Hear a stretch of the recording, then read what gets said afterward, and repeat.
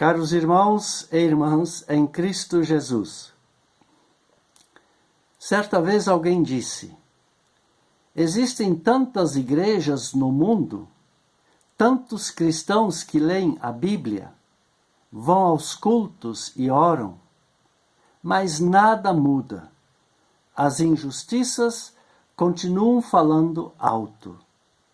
Será que Deus se escondeu de nós e não se importa mais com nossos cultos e orações? Realmente, meu amigo e minha amiga, existem muitas igrejas e a maioria delas são denominadas de evangélicas. Na mídia vemos igrejas lotadas celebrando culto e, no entanto, as doenças, a pobreza, a fome, moradores de rua, crianças abandonadas, aumento do consumo e tráfico de drogas, a indiferença, menos preocupação para com a situação de sofrimento dos outros, continuam. Será que Deus se escondeu mesmo de nós e não se importa mais com nossos cultos e orações? Para responder perguntas como estas, vamos ouvir a leitura do texto bíblico previsto para esse domingo de hoje, que encontramos no profeta Isaías, capítulo 58, versículo 1 até a primeira parte do versículo 9, que eu passo a ler agora. O Senhor Deus diz: grite com toda a força sem parar. Grite alto, como se você fosse uma trombeta. Anuncie ao povo, os descendentes de Jacó, os seus pecados e as suas maldades. De fato, eles me adoram todos os dias e dizem que querem saber qual é a minha vontade, como se fosse um povo que faz o que é direito e que não desobedece às minhas leis. Pedem que eu lhes dê leis justas e estão sempre prontos para me adorar. O povo pergunta a Deus: que adianta jejuar se tu nem notas? Por que passar fome e não te importas com isso? O Senhor responde: a verdade é que nos dias de jejum vocês cuidam dos seus negócios e exploram seus empregados. Vocês passam os dias de jejum discutindo e brigando e chegam até bater uns nos outros. Será que vocês pensam que, quando jejuam assim, eu vou ouvir as suas orações? O que é que eu quero que vocês façam nos dias de jejum? Será que desejo que passem fome, que se curvem como um bambu, que vistam roupa feita de pano grosseiro e se deitem em cima de cinzas? É isso que vocês chamam de jejum? Acham que um dia de jejum assim me agrada? Não.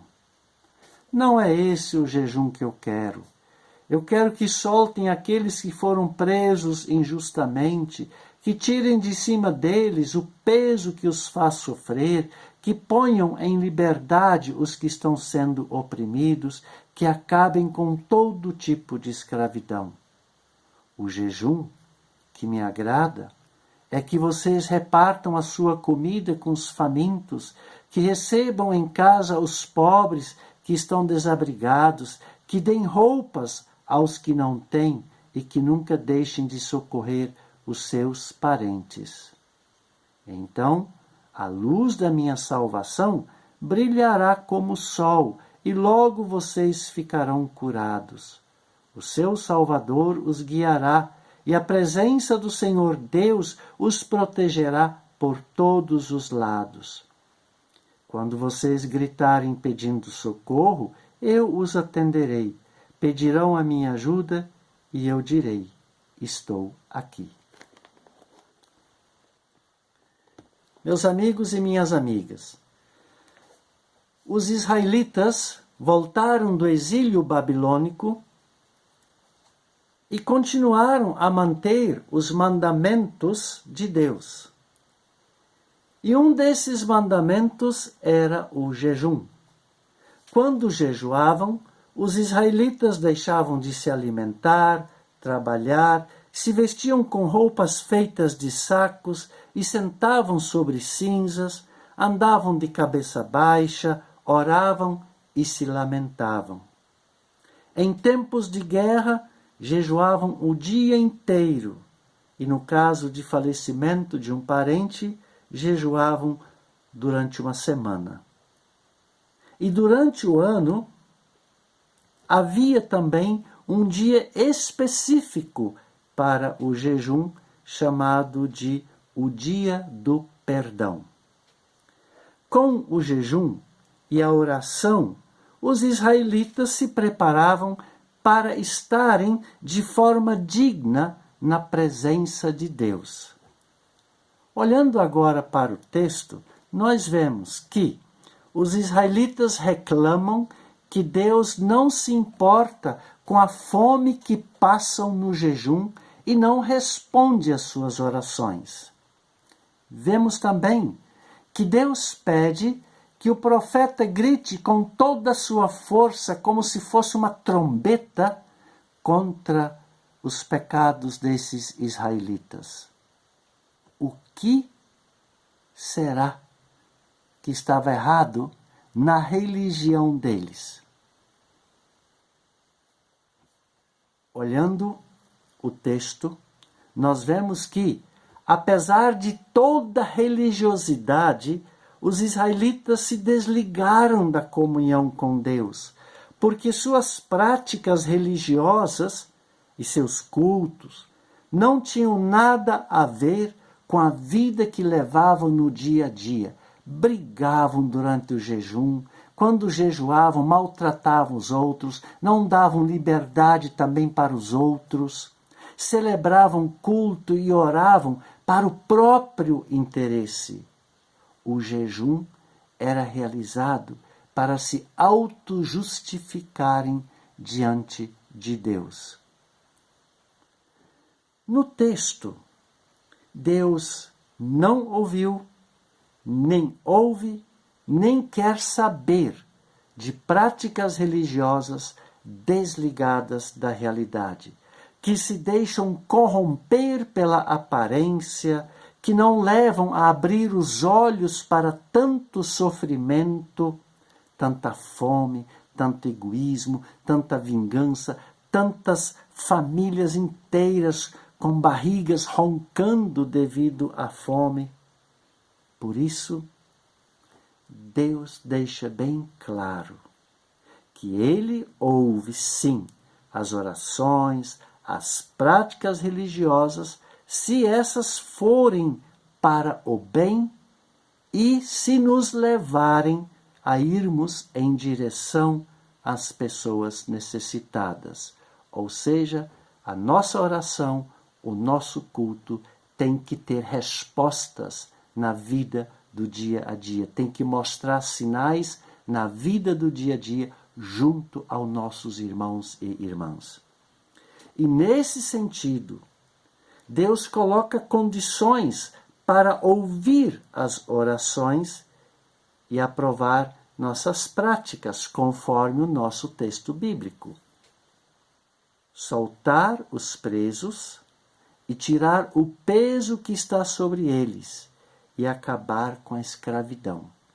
Os israelitas jejuavam, mas mantinham as pessoas como escravas, então não adiantava esse jejum. Deus quer que acabemos com a mentalidade e a prática de fazer dos outros reféns de nossas ideias e falas. Deus quer que tiremos das costas dos outros o peso da angústia, do sofrimento, da exclusão e do abandono. Segundo, repartir a comida com quem tem fome. O nosso país tem mais de 30 milhões de pessoas passando fome.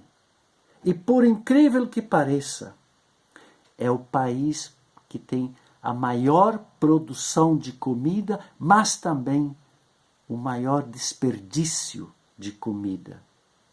Essa comida desperdiçada, se ela não fosse desperdiçada, daria para alimentar milhões de pessoas. Então Deus diz, vamos repartir a comida.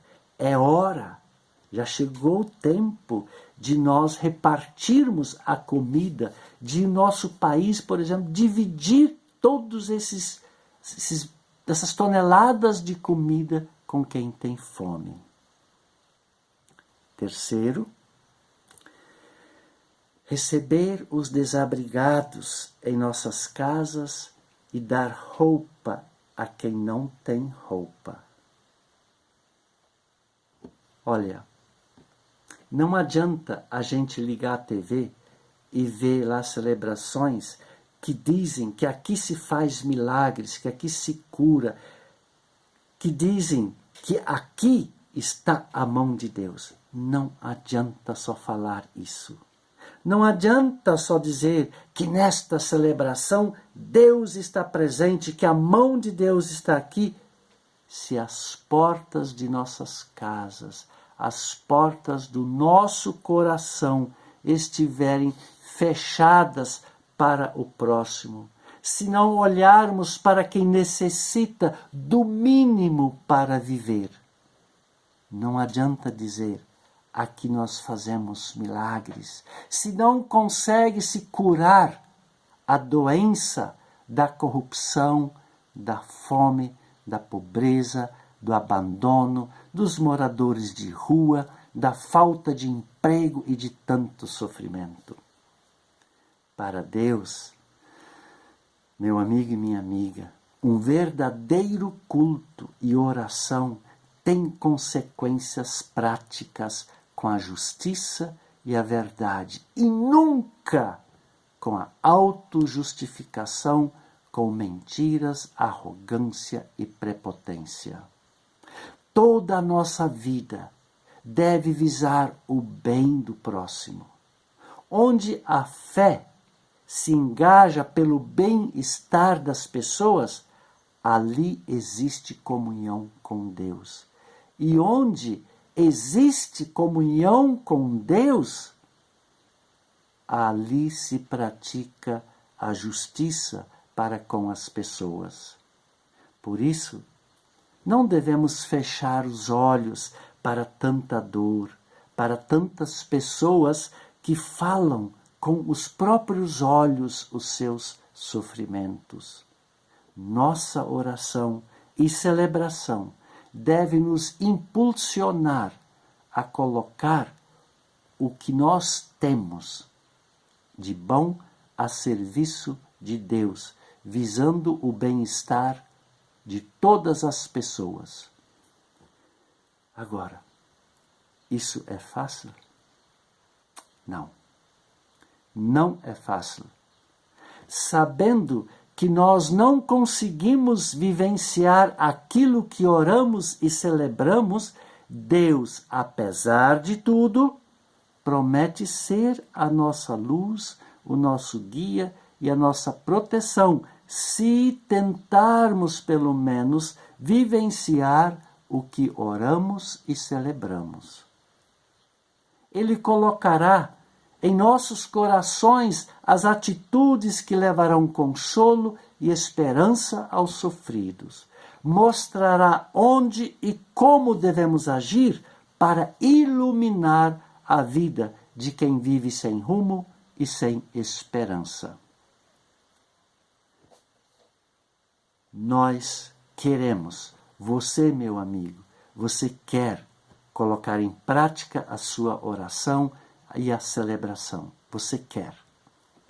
E quando nós formos colocar em prática a nossa oração, as nossas celebrações, visando o bem-estar do próximo, e nesse momento nos acharmos fracos e sem condições para esta missão de semear a nova vida com justiça e paz para todas as pessoas, Deus vai se colocar à disposição de nós e vai nos dizer: estou aqui.